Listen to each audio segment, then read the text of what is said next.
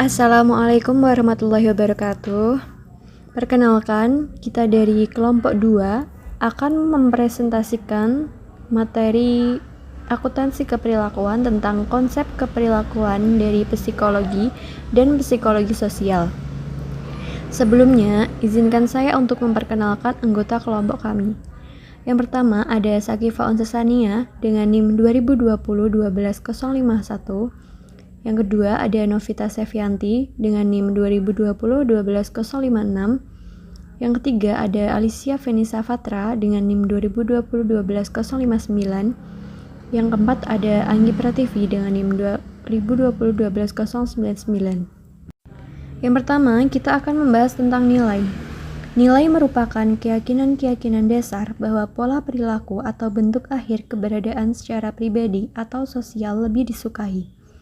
Sistem nilai merupakan hierarki yang didasarkan pada pemeringkatan nilai-nilai pribadi berdasarkan intensitas nilai tersebut.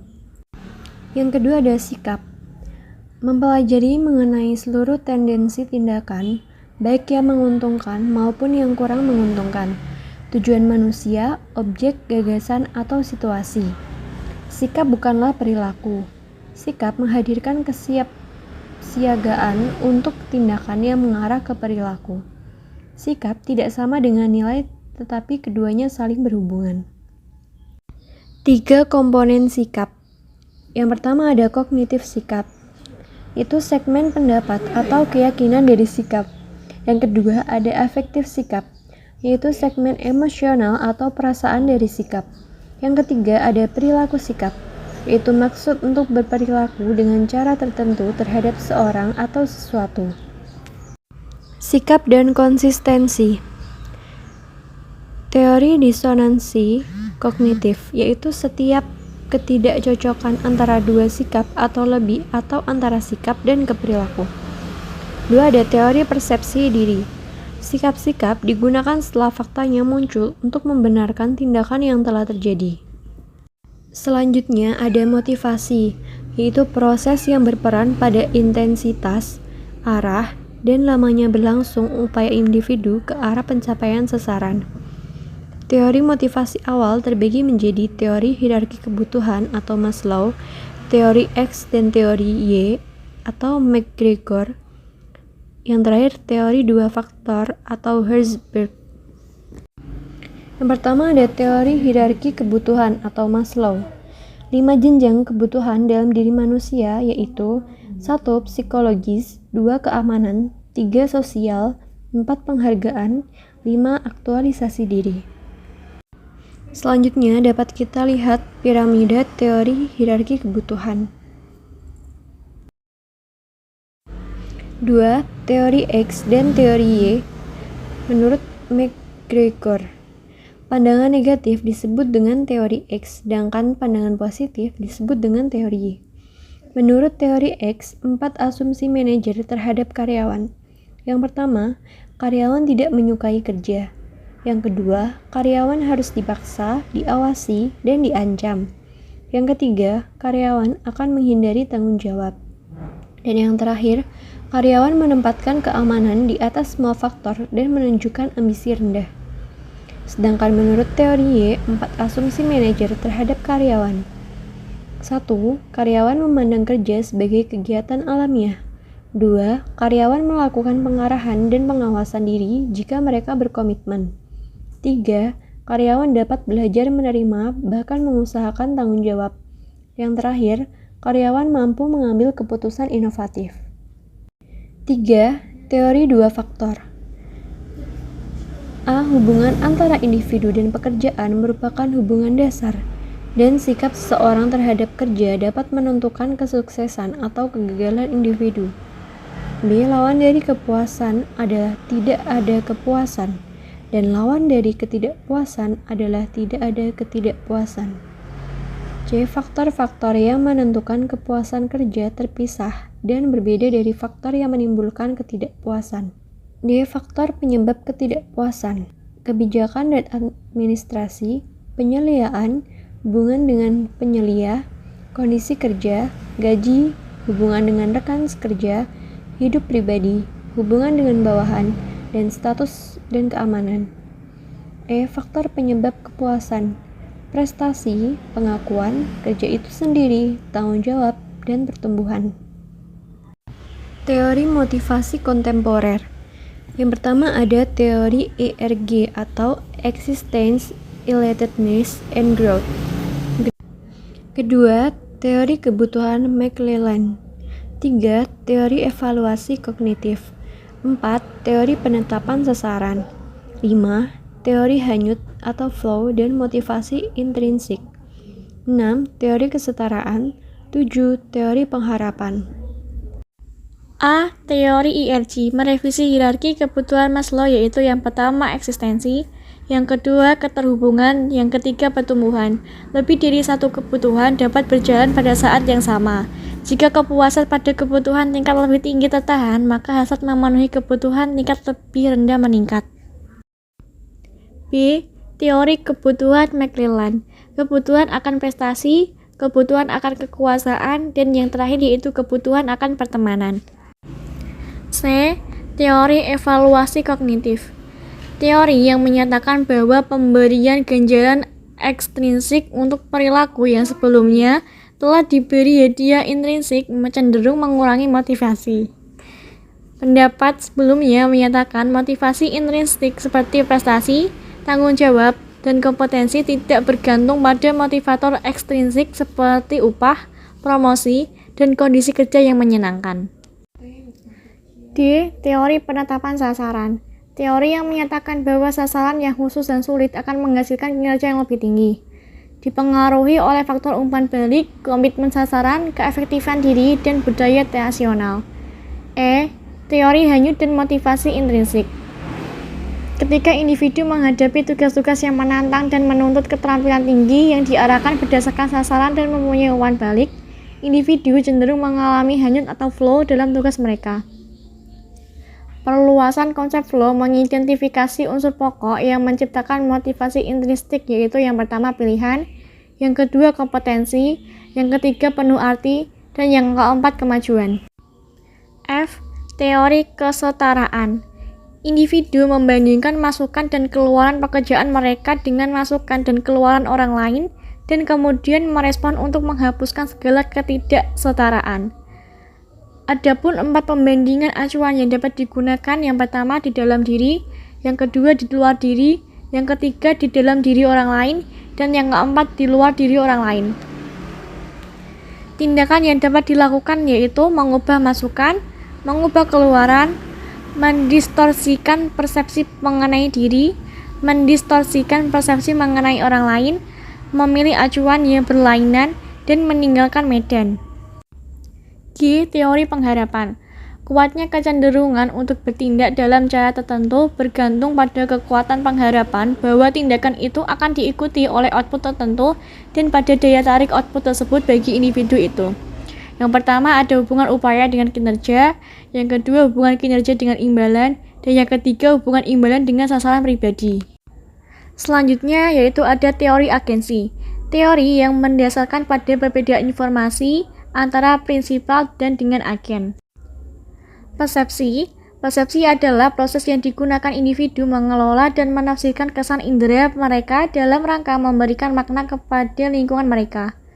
Perilaku manusia didasarkan pada persepsi mereka terhadap realitas yang ada, bukan mengenai realitas itu sendiri. Selanjutnya yaitu ada faktor-faktor yang mempengaruhi persepsi, ada 3 yaitu faktor dalam situasi, faktor pada pemersepsi, dan faktor pada target. Yang pertama yaitu faktor dalam situasi dibagi menjadi 3 yaitu waktu, keadaan atau tempat kerja, dan juga keadaan sosial. Yang kedua ada faktor pada pemersepsi. Yang pertama sikap, yang kedua motif, yang ketiga kepentingan, yang keempat pengalaman, dan yang kelima penghargaan. Dan yang terakhir yaitu ada faktor pada target. Dibagi menjadi 6 yaitu yang pertama hal baru, yang kedua gerakan, yang ketiga bunyi, yang keempat ukuran, yang kelima latar belakang, dan yang keenam kedekatan. Persepsi orang membuat penilaian mengenai orang lain, yaitu teori atribusi. Jalan pintas yang digunakan untuk menilai orang lain yaitu persepsi selektif, efek halo, efek kontras, proyeksi, dan stereotipe. Teori atribusi. Ketika individu-individu mengamati perilaku mereka, berupaya menentukan apakah perilaku itu disebabkan oleh faktor internal atau eksternal.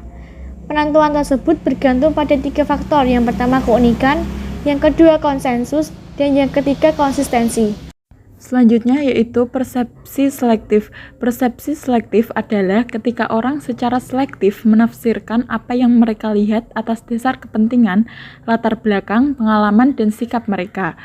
Dearborn dan Simon melakukan penelitian terhadap 23 eksekutif terdiri dari 6 penjualan, 5 produksi, 4 akuntansi, dan 8 lainnya. Setiap manajer diminta untuk merumuskan masalah paling penting.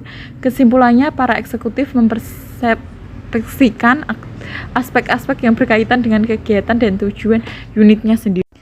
Efek halo yaitu efek ketika orang menggambarkan kesan umum tentang individu atas dasar karakteristik tunggal. Sedangkan efek kontras yaitu evaluasi terhadap karakteristik-karakteristik seseorang yang terpengaruh oleh perbandingan-perbandingan dengan orang lain yang baru masuk, yang berperingkat lebih tinggi atau lebih rendah berdasarkan karakteristik-karakteristik yang sama.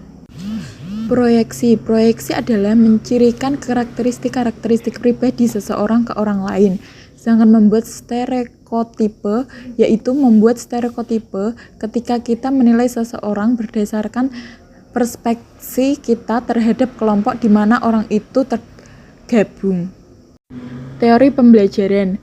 Pengkondisian klasik yaitu tipe pengkondisian yang di dalamnya individu menanggapi sejumlah perangsang yang tidak secara biasa menghasilkan tanggapan semacam itu.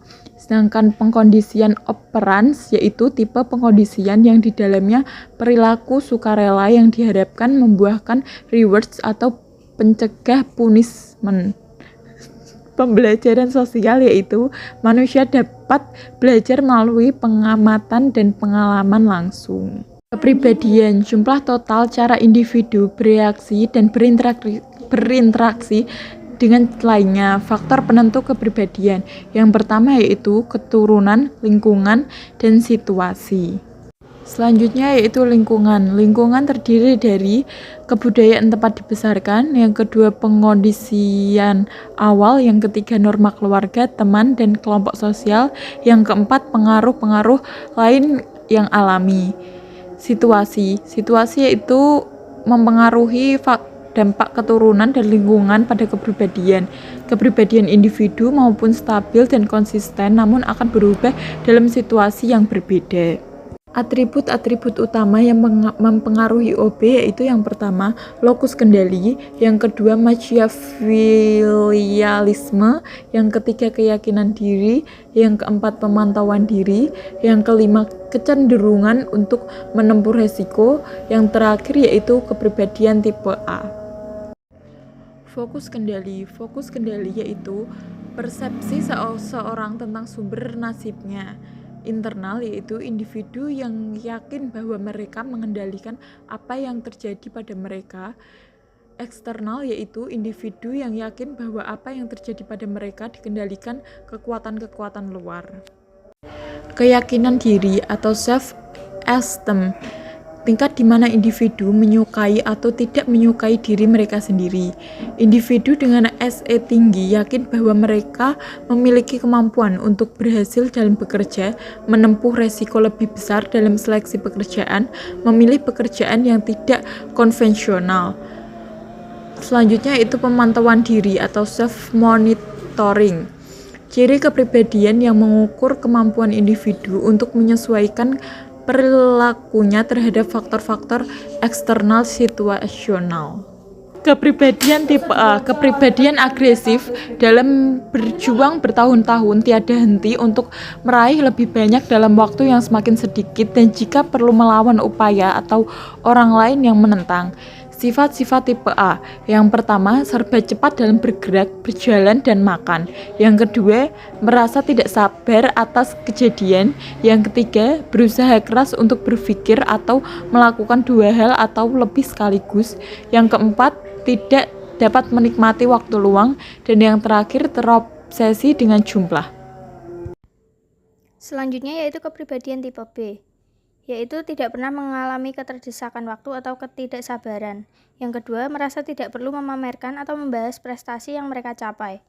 Kemudian, bermain untuk mendapatkan kegembiraan dan relaksasi bukannya untuk memperlihatkan superioritas. Dan yang terakhir, dapat santai tanpa merasa bersalah. Kecocokan kepribadian dan pekerjaan. Tipe yang pertama, realistik, yaitu menyukai kegiatan fisik yang mensyaratkan keterampilan, kekuatan, dan koordinasi. Ciri kepribadian yaitu pemalu, tulus, stabil, patuh, serta praktis.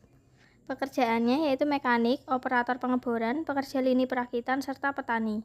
Tipe yang kedua yaitu tipe investigatif, yaitu menyukai kegiatan yang melibatkan pemikiran, pengorganisasian, dan pemahaman.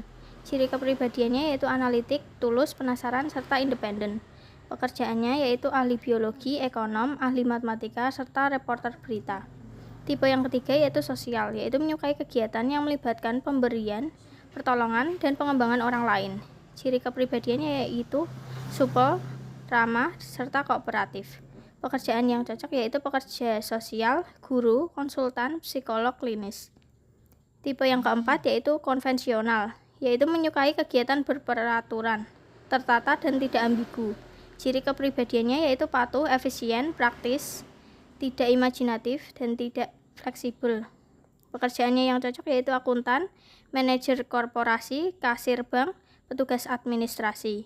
Tipe yang kelima yaitu inovatif, yaitu menyukai aktivitas verbal untuk mempengaruhi dan menguasai orang lain. Ciri kepribadiannya yaitu percaya diri, ambisius, energik, dan mendominasi. Pekerjaannya yaitu pengacara, agen real estate, serta humas.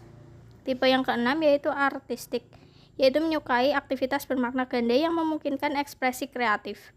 Ciri kepribadiannya yaitu imajinatif, tidak tertata, idealis, emosional, serta tidak praktis.